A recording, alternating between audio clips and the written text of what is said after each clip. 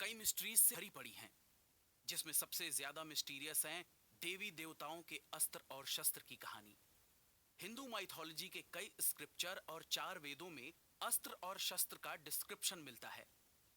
हिंदू धर्म में अस्त्र सुपरनेचुरल वेपन है जो कि स्पिरिचुअल और अकल्ट पावर यानी गुप्त शक्ति से चलते थे। इन्हें चलाने के लिए मंत्रों की पावर की जरूरत पड़ती थी। अस्त्रों और शस्त्रों का सबसे ज्यादा जिक्र रामायण और महाभारत के टाइम में मिलता है, क्योंकि रामायण और महाभारत में माइथोलॉजिकल हिस्ट्री के 2 ग्रेट बैटल्स हुए थे, जिसमें सबसे बड़े बड़े वॉरियर्स के बीच में जंग छिड़ी थी। रामायण में भगवान विष्णु के अवतार श्री राम और राक्षस राज रावण आमने सामने थे।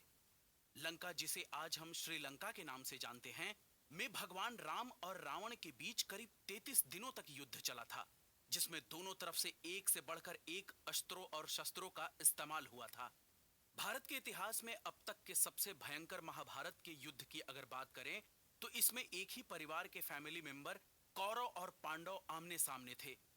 महाभारत का ये युद्ध 18 दिनों तक चला था, जिसमें दोनों तरफ से ऐसे ऐसे अस्त्रों और शस्त्रों का इस्तेमाल हुआ था जिसने सब कुछ बर्बाद कर दिया था।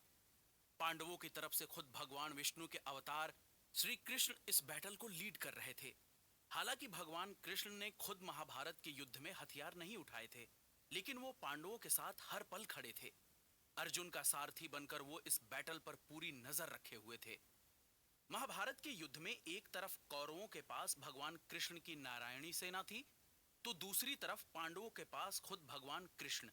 लेकिन जब पांडवों और कौरवों के बीच ये महायुद्ध खत्म हुआ तो आखिर में कुछ भी नहीं बचा था। पूरी कौरव और पांडव सेना खत्म हो चुकी थी। कहा जाता है कि दोनों तरफ से इस कुछ भी नहीं बचा था। पूरी कौरव और पांडव सेना खत्म हो चुकी थी।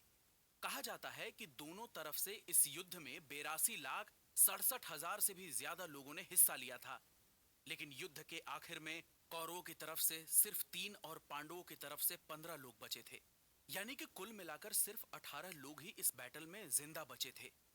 इन अस्त्रों और शस्त्रों की ताकत का अंदाजा इसी से लगा सकते हैं कि महज 18 दिन में 82 लाख से ज्यादा लोगों ने अपनी जान गंवा दी थी। रामायण और महाभारत के बैटल में बड़े बड़े वॉरियर्स के पास एक से बढ़कर एक अस्त्र थे, तो उनकी सेना के पास हाईटेक शस्त्र थे। ये वॉरियर्स डेंजरस वेपन से लैस थे। उनके पास ऐसे ऐसे अस्त्र और शस्त्र थे जो आज की न्यूक्लियर, हाइड्रोजन और थर्मो पावर बॉम्ब से भी ज्यादा पावरफुल थे। अस्त्र और शस्त्र, ये दोनों नाम एक साथ लिए जाते हैं, लेकिन दोस्तों इन दोनों में बहुत अंतर है। कुछ लोग अस्त्र और शस्त्र को एक ही समझते हैं, लेकिन ऐसा बिल्कुल नहीं है। अस्त्र वो होते हैं जो देवताओं की शक्ति से बनाए जाते थे, जिनमें उन देवताओं की सारी एनर्जी और पावर कंटेंट होती थी। एक तरीके से ये अस्त्र उन देवताओं के फ्रैक्शन होते थे, जिसमें इनकी पूरी एनर्जी को किसी हथियार में डालकर उसे अस्त्र का रूप दिया जाता था। एंशिएंट टाइम में गुरु अपने शिष्यों को इन मंत्रों की नॉलेज देते थे। इन मंत्रों में इतनी पावर होती थी जिससे कि किसी भी देवता के अस्त्र को बुलाया जा सकता था, जिनमें सुपरनैचुरल पावर्स होती थी। वहीं कुछ अस्त्र ऐसे होते थे जो किसी देवता की तपस्या कर उन्हें खुश करके हासिल किया जाता था। लेकिन इन अस्त्रों का इस्तेमाल कुछ ही सिचुएशन में किया जा सकता था। कभी भी और किसी पर भी इन अस्त्रों का इस्तेमाल नहीं किया जा सकता था। रामायण और महाभारत में ऐसे कई वॉरियर्स थे जिनके पास सभी देवताओं के अस्त्र थे।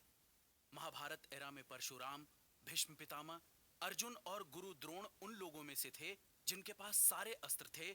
तो वहीं कहा जाता है कि रामायण एरा में रावण के बेटे मेघनाद के पास सारे अस्त्र थे। उसने भगवान इंद्र को हराकर इंद्रलोक पर कब्जा कर लिया था, इसीलिए मेघनाद को इंद्रजीत भी कहा जाता था। वहीं भगवान राम, जो खुद विष्णु के अवतार थे, उनके पास अस्त्रों की कोई कमी नहीं थी। अब बात करते हैं शस्त्रों की। शस्त्र वो होते थे जो किसी मेटल और लकड़ी से बनाए जाते थे। इन्हें बनाने के लिए पीतल, तांबा, सोना और चांदी का इस्तेमाल किया जाता था। ये वो हथियार थे जो किसी पर फेंके नहीं जा सकते थे। इनका इस्तेमाल हाथों से किया जाता था। तलवार, खप्पर, भाला और गदा जैसे हथियारों को शस्त्र कहा जाता था, जिनका इस्तेमाल उस समय युद्ध में किया जाता था। ज्यादातर इस तरह के हथियार सेना के पास होते थे जो आमने सामने की लड़ाई लड़ते थे। अस्त्रों की पावर अनलिमिटेड होती थी। उनके इस्तेमाल में एक ही बार में दुश्मन को खत्म किया जा सकता था, जिनमें ब्रह्मास्त्र, ब्रह्मशिरा अस्त्र, नारायण अस्त्र, सुदर्शन चक्र, त्रिशूल, पाशुपतास्त्र जैसे घातक और लिमिटलेस पावर से भरे अस्त्र थे। हमारे आने वाले एपिसोड्स में हम आपको इन अस्त्रों की पावर और इनकी एग्जिस्टेंस के बारे में बताएंगे। साथ ही ये भी बताएंगे कि आखिर देवताओं को इन सुपरनैचुरल पावर से भरे हथियारों की जरूरत क्यों पड़ी। आखिर क्यों इस संसार के क्रिएटर और जगत पिता ब्रह्मा ने ब्रह्मास्त्र और ब्रह्मशिरास्त्र जैसे हथियारों को बनाया।